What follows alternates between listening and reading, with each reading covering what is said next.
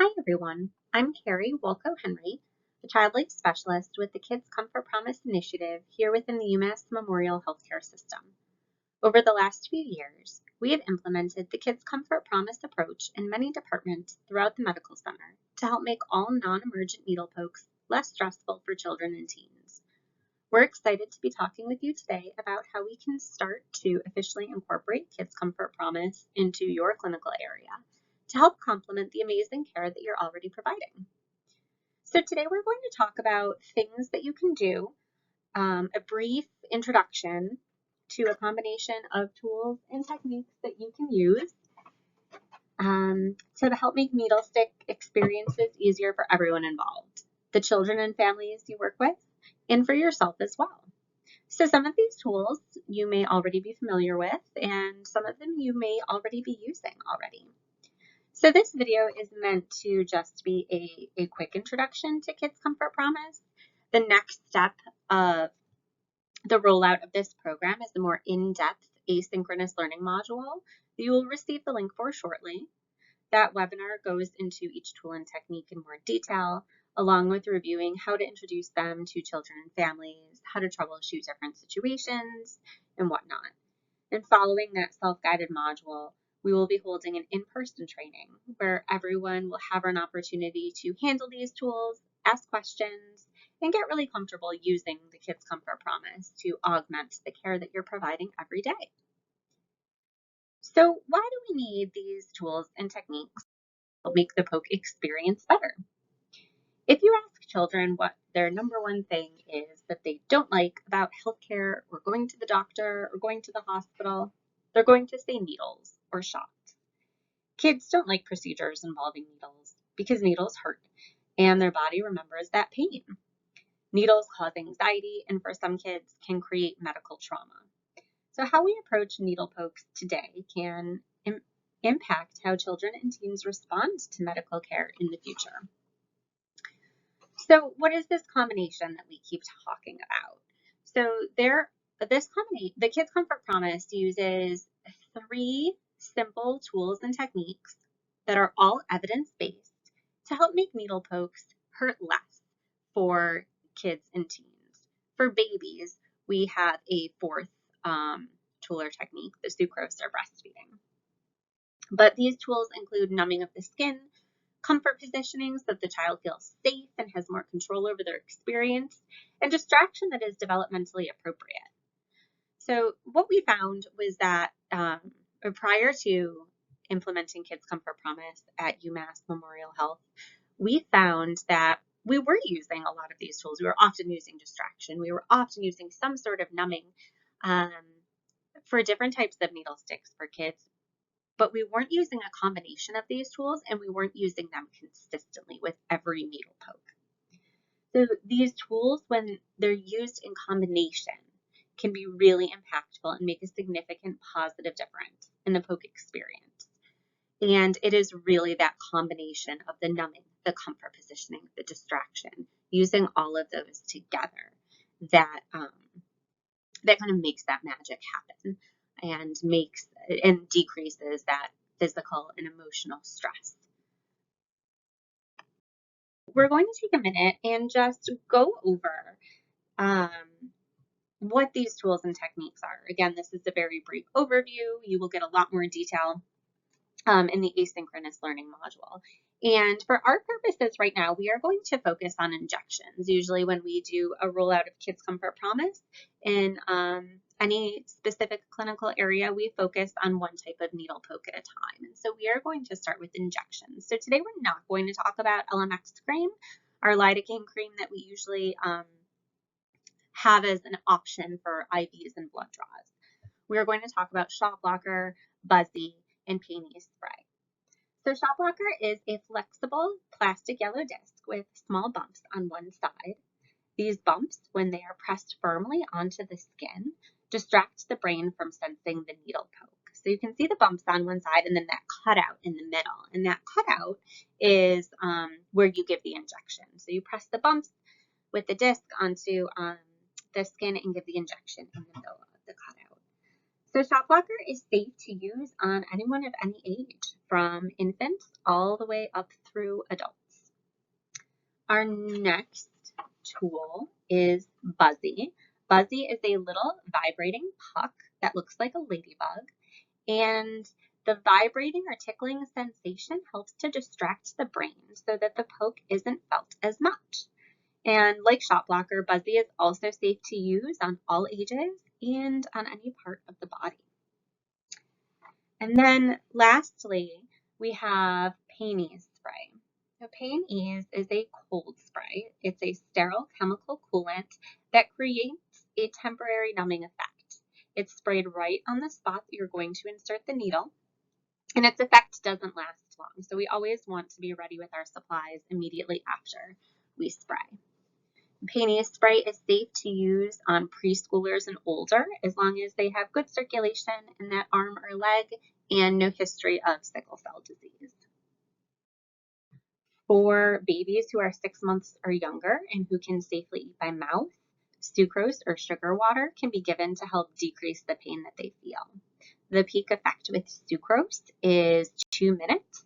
So we usually administer a couple of drops into their mouth 2 minutes before the injection is given, and then a few more drops immediately before the injection again.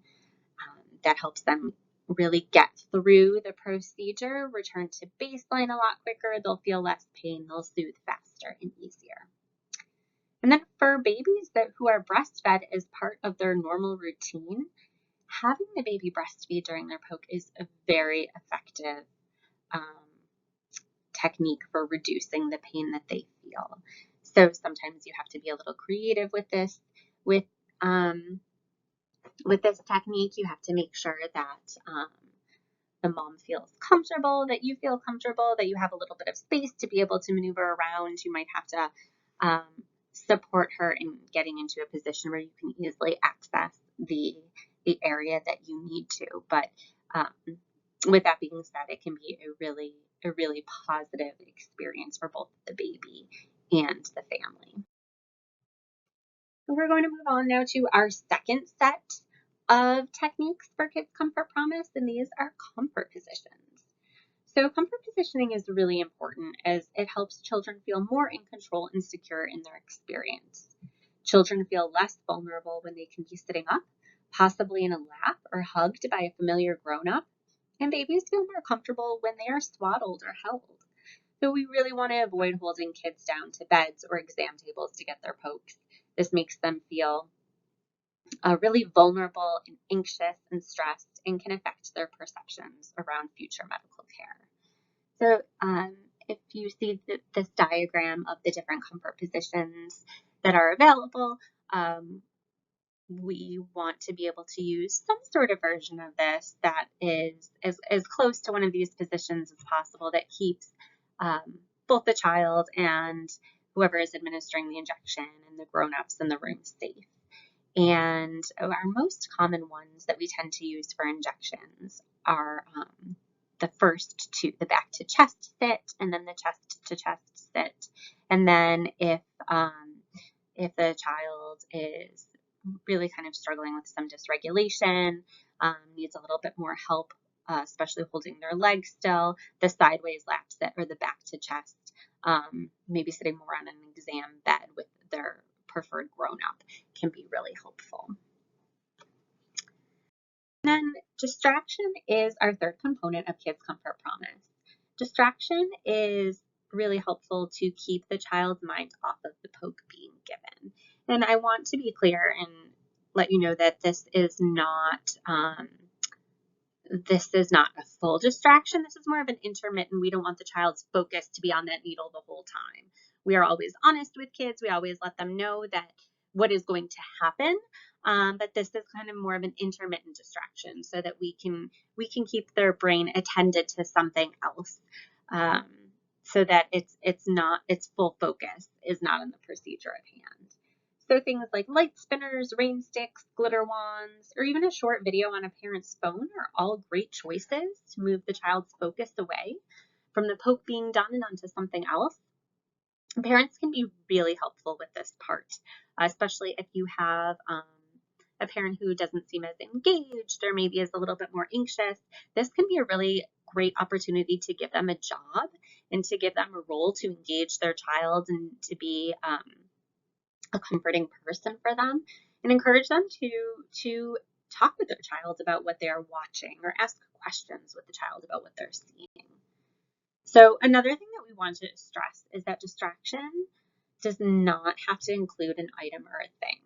So the art of distraction is really, as you know, which you do, multiple times every day, is being able to appropriately engage a child so that they shift their focus even temporarily onto something instead of the poke.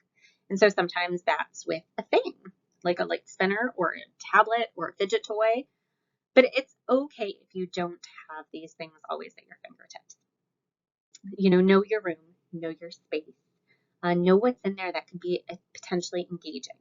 If you don't have a thing, or if the toy that you chose as your distraction item is shot down by the patient. So you can always engage a child with a funny joke, with a song, with a conversation about their likes and dislikes, with asking them about their multiplication tables, playing I Spy with some things that are in the room. So really anything that really just captures their attention. So as part of the Kids Comfort Promise initiative, all of our clinical areas, based on their space and their patient needs and their workflow, receive these comfort kits that include everything that you would need to be able to implement Kids Comfort Promise in a consistent way, along with your workflow in your clinical setting. And so these include the numbing options that we discussed, the shot blocker, the cold spray, Buzzy. You can also see some vials of sucrose in that image, as well as a variety of different sensory-based distraction items. So you can see some visual sensory items such as the light spinners and the glitter wand. We have some auditory sensory items such as a rain stick, which can really be helpful for infants and toddlers.